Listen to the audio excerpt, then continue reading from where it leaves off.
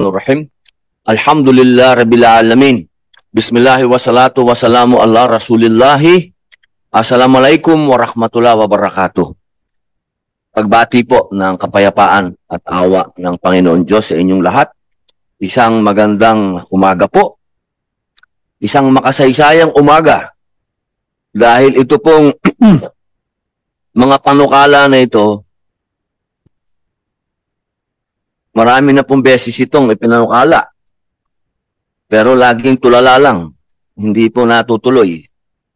Inaasahan po natin sa pagkakataong ito, itong mga panukala na ito, maging makatotohanan na po. Ang pagpupulong po ng Senate Committee on Public Information and Mass Media ay formal na po nating binubuksan. The meeting of the Committee on Public Information and Mass Media is now called to order. Ang pagpupulong po ngayon ay nakalaan po upang organisahin ang committee ito at pagkatapos ay isagawa po natin ang pampublikong pagdinig upang talakayin ang Senate Bill number 49, an act implementing the people's right to information and the constitutional policies of full public disclosure and honesty in public service, appropriating funds therefore and for other purposes. Yan po ay mula kay Senator Joel Villanueva. Senate Bill number 189, an act implementing the people's right to information and constitutional policies of full public disclosure and honesty in public service and for other purposes. Yan naman po ay galing kay Senate President Senator Vicente Soto III. Kung ano po, paulit-ulit lang po ito. Senate Bill number 720, an act implementing the people's right to information and constitutional policies of full public disclosure and honesty in the public service and for other purposes. Senator Kiko Pangilinan. SB number 770, an act implementing the people's right to information and constitutional policies of full public disclosure and transparency in the public service and for other purposes. Senator J.V. Ejercito.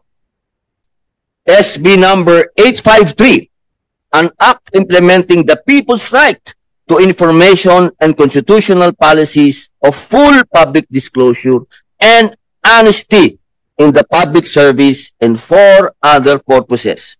Senator Jinggoy Estrada.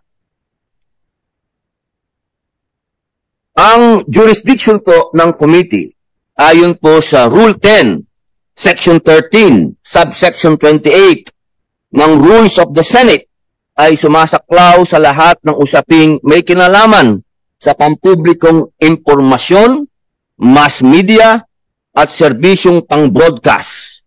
Ang pagpapatupad ng mga probisyon ng konstitusyon hinggil sa pagmamay-ari at pamamahala ng mass media at ng industriya ng patalastas, ang pagpapaunlad at pagsusulong ng technology pang-information, at lahat ng usapin na may kaugnayan sa pamantayang pangsining at kalidad ng industriya ng pelikula at telebisyon.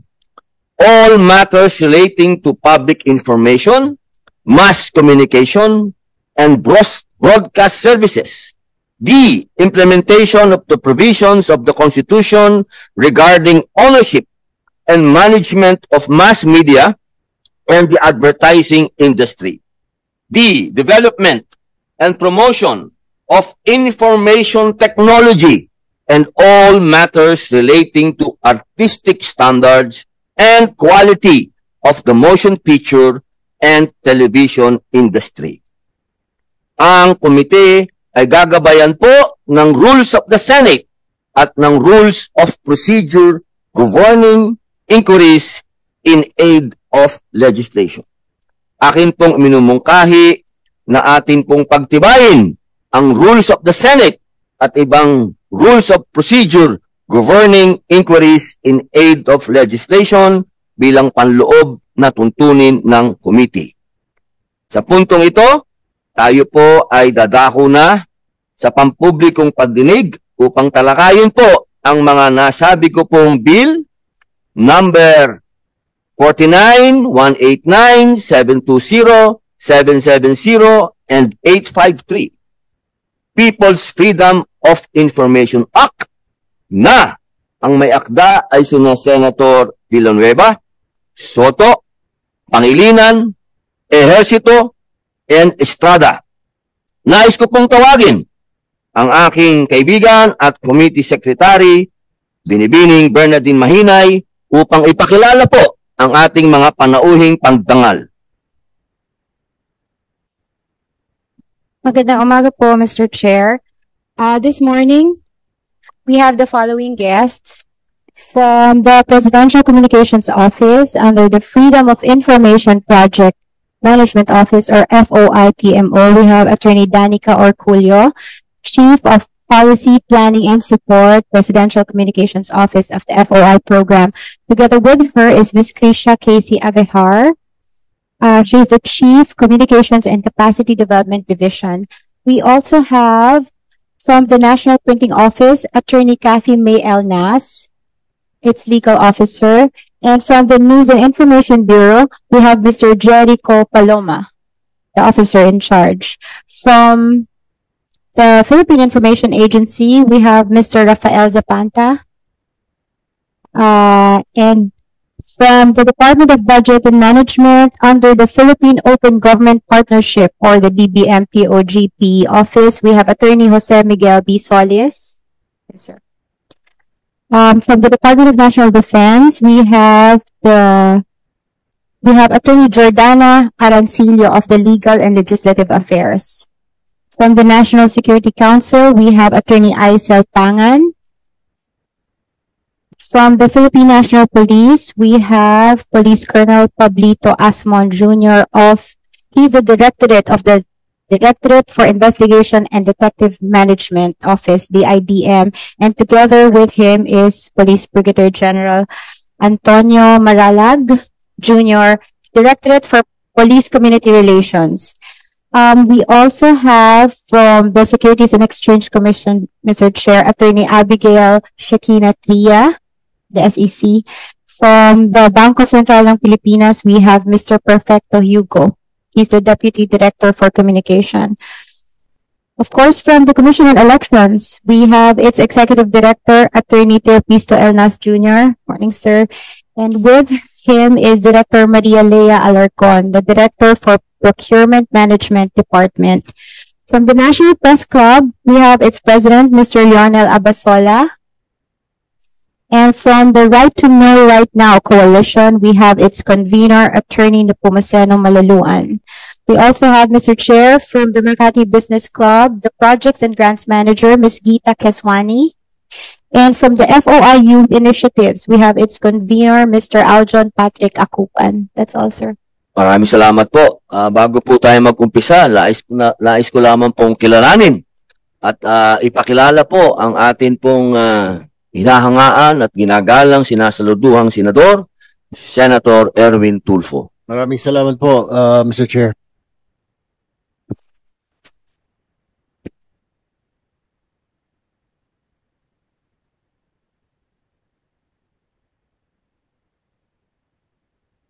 Thank you, Mr. Chair.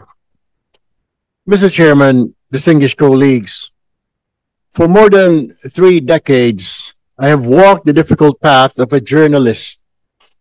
It was never an easy job. I have faced threats, intimidation, and sleepless nights.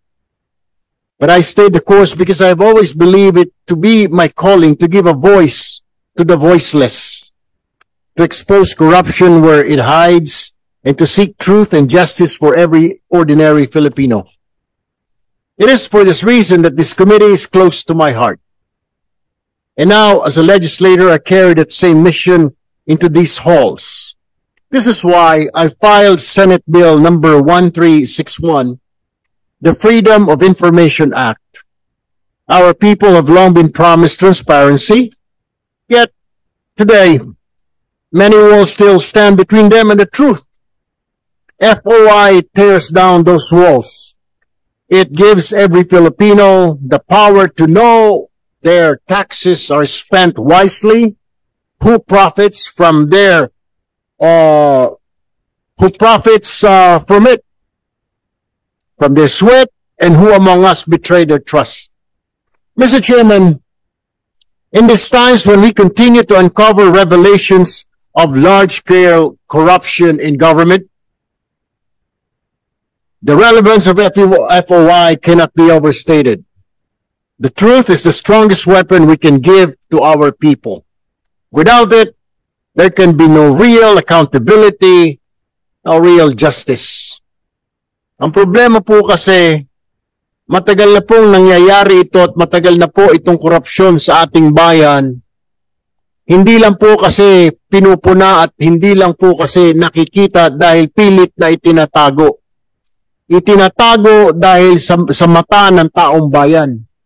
If we pass this Freedom of Information law, then it will give the power to each and every individual to check how their money is spent, how their government is working, at kung ano ang gagawin pa ng pamahalaan sa pera na kanilang pinaghirapan.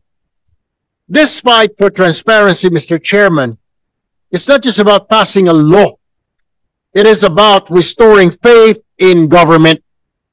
And when I say faith in government, all of us here who is in the government, affected po dito. Lahat po tayo. Dahil tingin po ng taong bayan, lalo na sa panahon na ito, lahat tayo na sa gobyerno, questionable ang kredibilidad. Tingin ng tao, lahat tayo na sa gobyerno, kumikita. Tingin ng taong bayan, lahat tayo may tinatago. That is why this Freedom of Information Bill will help neutralize at payapain ang pangamba ng kababayan natin. And I stand with this committee and with the Filipino people until the fight is won to get rid of corruption in this country. Unfortunately, ito pong problema na ito ay nakatatak na, embedded na po sa ating kultura. Now, the problem now is how are we going to stop it?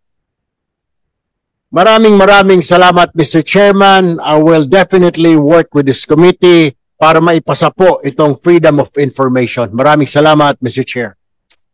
Maraming salamat po sa ating kaibigan at hinahangaan na senador.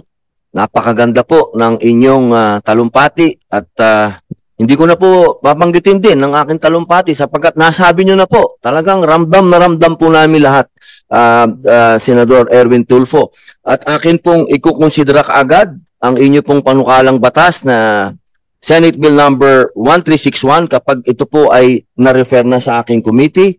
At dahil po nandito na po kayo, mas maganda po na pag-usapan na po natin at inyo na pong nilagyan ng gasolina ang usapin na ito. At kami pong lahat ay inyo na pong ginising. At umpisahan na po natin kaagad ang talakayan mula po kay Attorney Piopisto Elnas Jr. ng Commission on Election. Maraming salamat po, Honorable Chairman, Senator Padilla, and of course, to our Senator Tulfo. Greetings of peace sa ating lahat. Magandang umaga. Pagpaumanhin po, as far as the chairman is concerned, much that the chairman would want to participate in this very, very important item for discussion, the Freedom of Information. Matagal na po itong minimiti ng lahat na sana po may pasa. As far as the COMELEC is concerned, as far as the guidance of the Honorable Chairman is concerned, we fully support 100% as far as the passage of this Freedom of Information is concerned. In fact, nung nailabas yung Executive Order number 2, agad-agad ang COMELEC gumawa ng Freedom of Information Manual.